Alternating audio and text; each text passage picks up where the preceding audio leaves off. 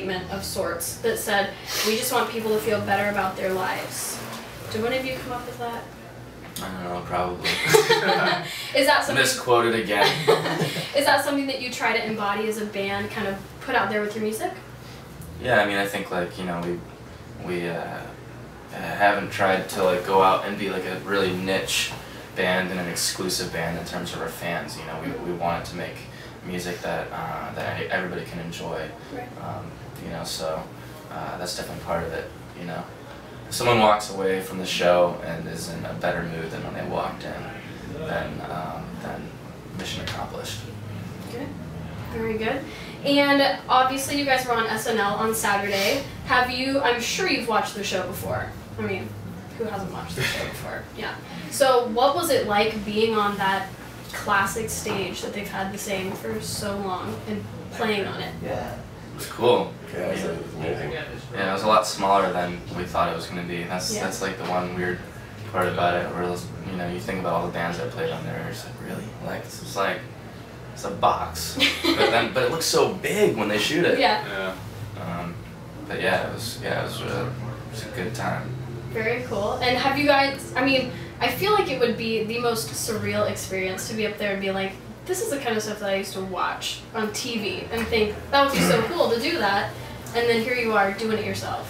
I think the most surreal thing for me with Saturday Night Live was really the end, when everybody goes up on stage and they close it out and then you're shaking hands and like, because you always, I don't know, I always remember that. Yeah, it is always like, oh, it's like a big family, look how fun they are. And it's like, everybody's friendly, everybody's like, and I'm always like, what are they talking about? Because you always see people going like this. Yeah. You know, and you're like, what are they saying to each other? Yeah, it was cool. And then also having Ben Stiller like introduce us before, because he's like maybe like 20 feet away from us when he's introducing us, and he's like, and again, ladies and gentlemen, foster the people beforehand when they're doing the countdown. They're like 30 seconds. Like, 20 seconds we're on stage, and I'm looking over at Ben, and he's looking over, and he's like, oh my God. You know, just kind of like, it's all good, don't worry about it, it's going to be great. That's what's so cool about that show, there's like a community that's built. Even if you just meet each other, you're just like, we're all in it together. It's like, it's such a cool vibe. So after doing something as big as Saturday Night Live, I can't always say that, what do you think would be the next big benchmark thing that you're like, I want to do that. I want to play that venue. I want to be on that show. Play the Democratic National Convention. That would be awesome. That would be also an experience. And I also saw outside you guys have the Do Good bus, and I saw a ton of people tweeting about the Do Good bus. So can you explain what it is, why your fans are so excited about it? Yeah, the Do Good bus is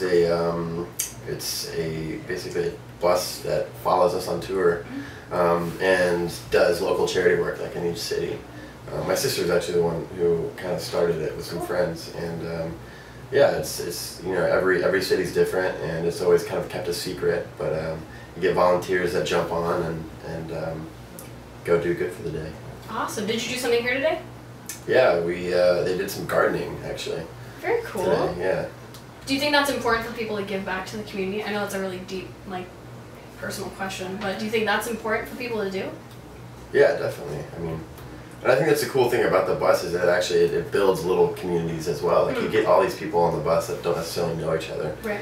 And you go do something good for the day, and it's just like this little bitty community that can kind of then grow later. You know, people meet and they're friends, and they want to go, you know, do something again for charity. It's a cool little thing to. And it's a good way to include people that have never volunteered before. You know, it's people that don't know how to volunteer. It's not like one of those things where you just wake up in the morning and be like, all right, today I'm gonna go feed homeless kids.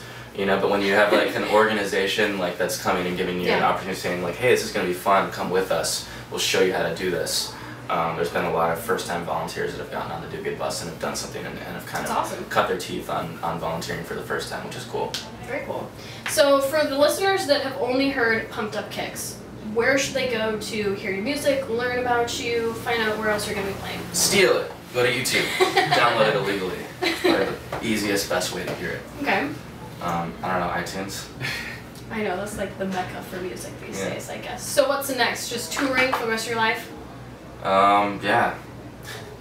Pretty much. I feel like that would kind of be a dream come true, though. We'll be, I mean, next year we'll slow down a bit. We're going to be touring, like, kind of weirder places. This year we focused a lot on the U.S., in Europe and Australia, and have kind of gone, you know, in a circle. But next year we'll be doing Asia and South America, and hopefully, you know, some stuff in Africa, and just and then taking time off in between tours to start working on the second record.